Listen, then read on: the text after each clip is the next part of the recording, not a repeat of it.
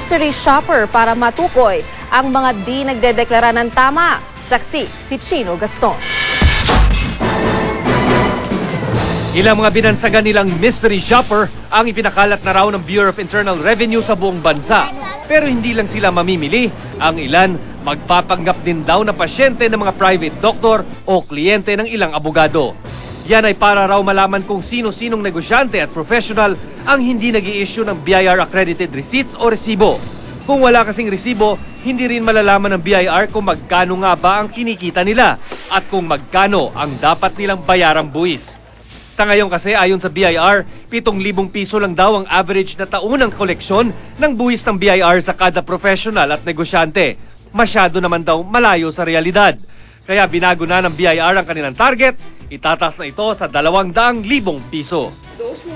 Sa pagtataya ng BIR, aabot sa 300 billion pesos ang malilikom na karagdagang buwis kapag nagbayad ng kanilang tamang buwis sa mga ito.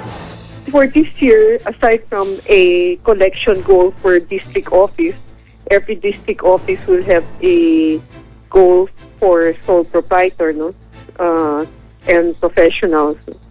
The Secretary of Finance wants to increase average tax collection from them to 200,000 pesos. Wala naman daw nakikitang problema rito ang Integrated Bar of the Philippines.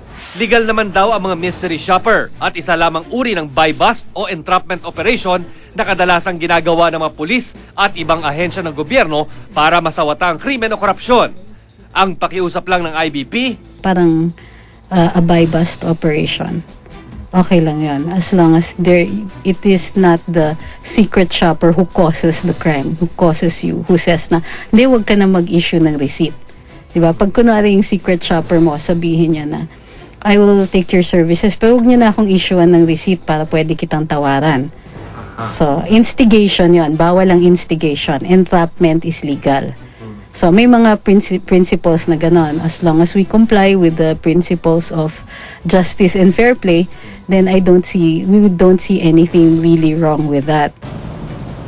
Maging ang Philippine Medical Association, bukas daw sa hakbang na ito ng BIR. Ako si Chino Gaston, ang inyong saksi. Narito naman ang mabilis sa sulyap sa iba